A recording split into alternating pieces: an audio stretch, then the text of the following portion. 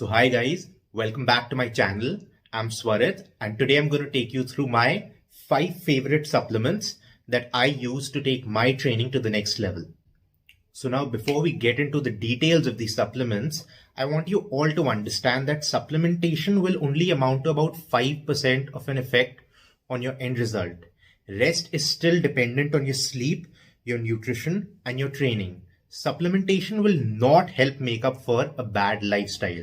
So now that you guys are still watching this video, I believe you are taking care of your lifestyle. You're sleeping 7 to 8 hours, you're taking care of your nutrition, and your training is also down to the point, and you're doing all this consistently, right? All right. Now, a lot of you out there would have a basic idea of supplementation, and if you are in a rush, here is my list of top 5 supplements. Number 1 will be protein. Number 2 will be creatine. Number 3 will be L-carnitine, number 4 will be L-citrulline, and number 5 will be collagen. For all those in a rush, I've already stated the 5, but if you really want to understand why and how do these supplements help, then please continue watching the video. Alright, so let us first get started with protein. Before we get into the details, let us first debunk the biggest myth about protein. It is not a steroid. It will not turn you into a bodybuilder. It will not, turn a female into somebody with very big muscles. Okay. Protein is in fact not only required for our muscle building. It is also a daily requirement for the body to basically maintain itself. Because other than muscle building, protein also helps with repairing your veins, your cells, and your other tissues. Okay. So it is a very important element. In fact, you can consider it as maybe cement when building a building. So without cement, you cannot build a building. So the same goes with protein. In fact, protein is available in most of our natural food items as well. Okay, it is available in milk, meat, eggs, paneer, and in small quantities even in rice and lentils, okay, and even in vegetables and all. But obviously the quantities in these food items are so small that they are not considered as a source of protein. So now, when protein is already available in natural food items, why are we looking at supplementation for protein? Well, the answer is simple. We don't lead perfect lives, okay? And it can be pretty challenging to reach our protein goals, especially when training in our modern lifestyle, wherein we don't really have time to take care of our nutrition. We end up skipping meals, and even the meals that we eat outside are really not that great in protein. Okay, so supplementation of protein is just a means to hit that protein goal easier.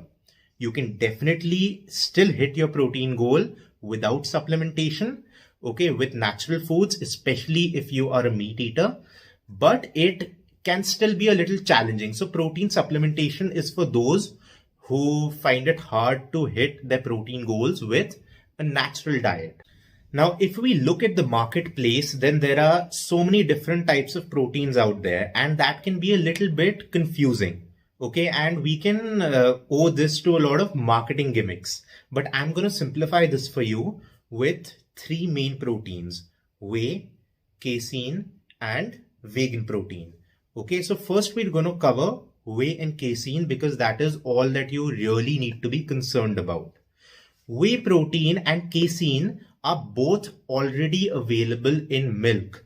They are naturally there. So the protein powder that you get of these two sources is basically a dried up powdered version of the milk that you drink.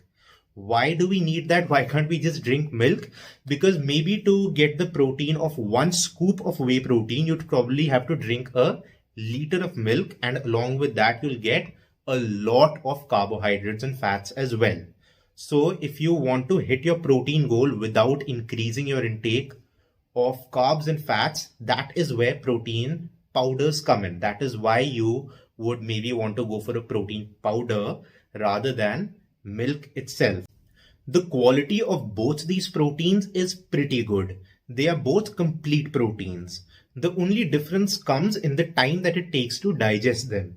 Whey protein will get digested much faster in 1 to 3 hours, whereas casein is more slow to digest and it is also slow to release in the bloodstream, taking between 7 to 9 hours to digest. How this plays out for you is like if you are a beginner and you have no experience with protein, protein can always lead to some sort of loose motions in the beginning. So I would advise you to go for whey protein as it is easier to digest and faster to digest, and it'll give your digestive system a chance to, adapt to digesting the protein.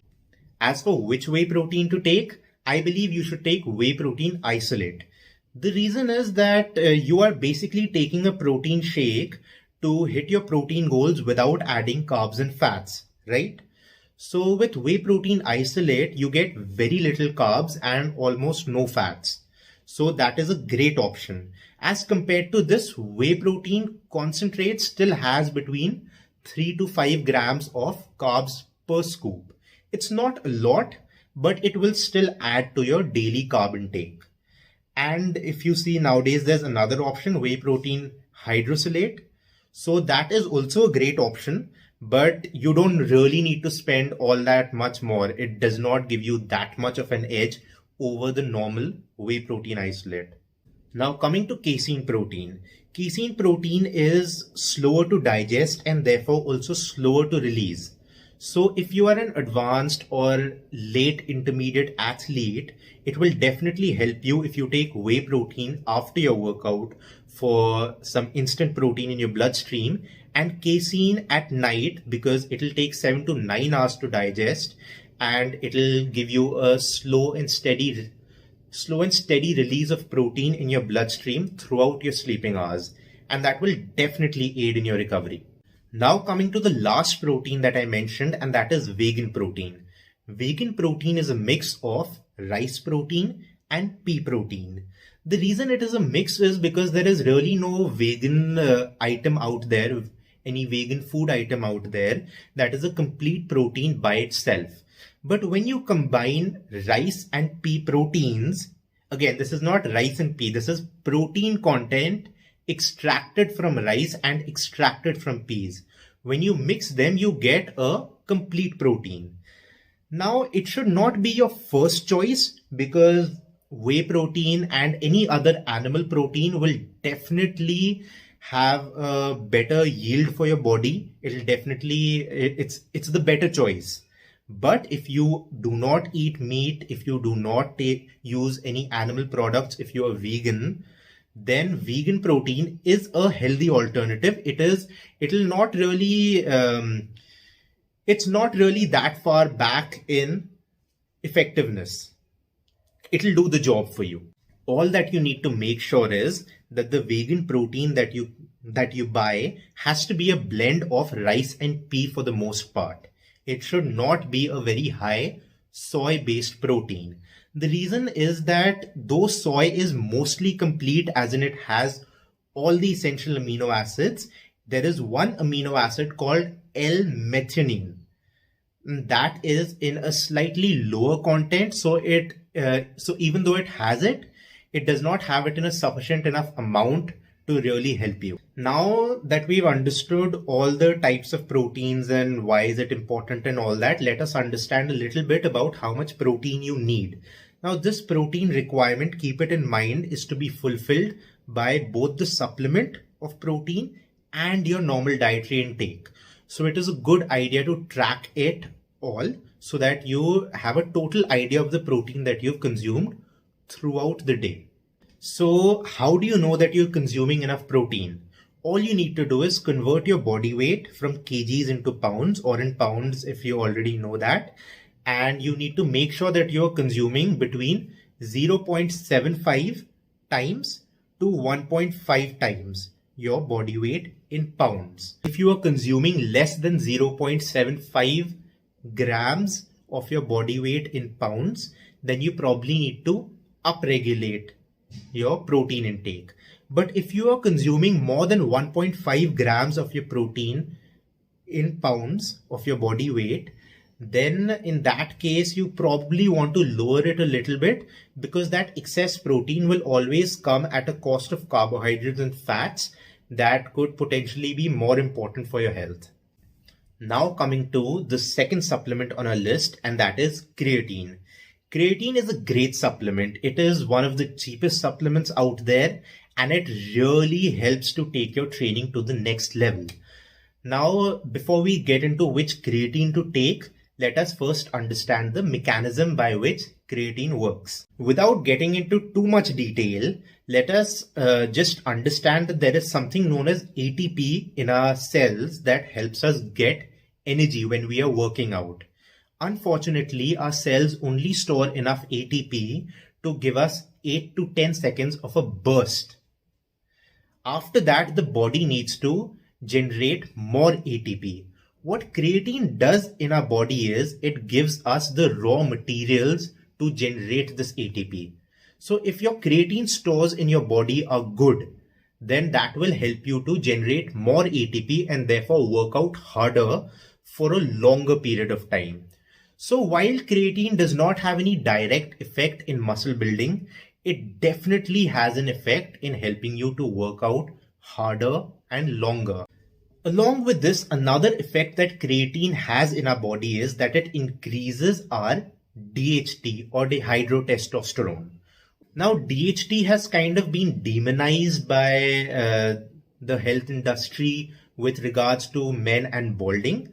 But what you need to understand is DHT will only promote baldness if you already have the balding gene. Even in that case, it will not force you to go bald. It will not make you go bald if you are not going bald. It will just accelerate the process by a little bit. But the benefits of DHT are numerous. But I don't think that you should worry so much about that, because with age, even if you do not take creatine, your DHT levels will go high and you will end up balding. You will end up balding any which way. But what creatine and DHT will eventually do for you is it will help you to upregulate your performance in the gym and chase those gains. As for which creatine to take, don't think too much about this. Just go for creatine monohydrate. Remember, it's creatine monohydrate. This does not mean that the other forms of creatine do not work. It is just that the majority of the studies out there that have shown the benefits of creatine have been done on creatine monohydrate. So why experiment with other sources? Another subdivision that you find in creatine monohydrate is micronized and normal. So nothing very big in the difference between these two. Micronized is just a little more broken down and easier to digest. But regardless, both are more or less the same. Now, excess creatine in our body is filtered out by the kidneys via water. So it is always a good idea to be at the top of your water intake game when consuming creatine. Okay, you do want to take between 3 to 4 liters at least, because this will give your body enough water to process out the excess creatine. One thing that I want you guys to take care of, especially when creatine, is do not fall into the gimmick of loading. You do not want to load with creatine. As in, a lot of suggestions say that you should load with 20 grams of creatine for 10 days, then drop down to 10, then go off the creatine cycle. There is no such need to do so. Okay, creatine is a need in the body and it is needed on a daily basis, especially if you're working out. So just go with a simpler dosage of around 3 grams every day. There have been studies of up to 21 months in which 3 to 5 grams of creatine supplementation has been done on a daily basis, and no ill effects of the supplement have been found. Moving on to the next supplement on the list, that is L-carnitine. L-carnitine is already an amino acid that is present in your proteins, but it is not an essential amino acid because it can be produced from 2 other essential amino acids, that is lysine and methionine. Okay, but it has been shown in studies that additional supplementation of L-carnitine increases androgen receptivity in your muscles. Now what this means is that L-carnitine will basically make your muscles more receptive to training testosterone, protein, and therefore growth. So additional supplementation of L-carnitine helps with increasing your muscles' receptivity to growth. Now, speaking of dosage of L-carnitine is safe between 200 to 400 mg, and that is all you need. A good time to take it would be around half an hour or so before your workout, as it is quite quick to be absorbed by the body, and empty stomach before the workout is a good idea to take L-carnitine. Now moving on to the fourth supplement on our list, that is L-citrulline. L-citrulline basically helps to give you that pump. Okay, a lot of people end up taking L-arginine for the pump, but L-citrulline is a better option than L-arginine. The reason is that L-citrulline basically also, it's kind of a precursor to L-arginine. So L-arginine in the body is made from L-citrulline. So what L-citrulline will do is it will increase the nitric oxide in your blood and signal your body to make L-arginine from L-citrulline as well. That will lead to a better pump. And also one of the benefits of L-citrulline over L-arginine is that it is safe in higher doses. L-arginine may not be that safe in a little bit of the higher doses, but L-citrulline is. So there is no reason not to include L-citrulline in your list of supplements. So a recommended dosage for L-citrulline to help you achieve your goals is somewhere between 300 to 500 milligrams a day. Okay, you can potentially take it at any point of time. And the form that you want to take is citrulline malate. Now coming to the fifth and last supplement on our list, that is collagen. Now what is collagen? Collagen is basically a protein. It is an amino acid and it is the building block for our skin. It is also found in our ligaments, tendons and bones. Okay, but with age we end up losing collagen, especially with our bad diets and unhealthy lifestyles. So it is always a good idea to supplement with collagen, especially when you are a regular gym goer, because your joints go through a lot of wear and tear in exercise and they need to be built back. So collagen is the raw material, it's the building block to build back your joints. If you are a meat eater, you can definitely get collagen by eating cartilage and bone marrow and all that stuff. But it is possible that you are not a meat eater, and it is also possible that you're a meat eater but are not ready to chow down on the cartilage. Okay, so in that case, fortunately, right now in the market, we have a lot of collagen supplements. Some are non-vegetarian, which directly give you the collagen from the cartilage and all that. But if that is also a hindrance and you are not into that, you are not ready to use animal products, there are still some collagen builders out there, some vegan collagen builders. The science on the vegan collagen builders is a little iffy. They are not very effective, but they do give us the raw materials for our body to build collagen inside us endogenously. So it is not the best option out there, but it is better than not taking any collagen supplement at all.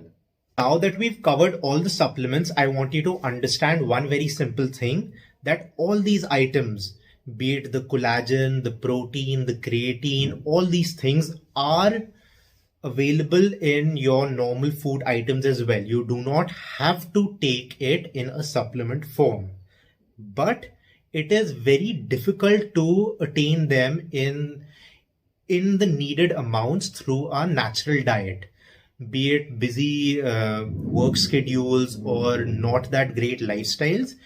We are not really able to achieve them in our day-to-day diet. That is why we are turning to the supplementation form. If you are somebody who can afford it and has the time, then definitely you can try to achieve all these things via natural food items. But if not, definitely look to supplementation. So that's it for today's video, guys. I hope you liked it. I hope this was helpful to you. Definitely drop a like, subscribe to the channel, press the bell icon so that you are notified when I put in put out new good content, and stay strong, stay healthy, keep growing.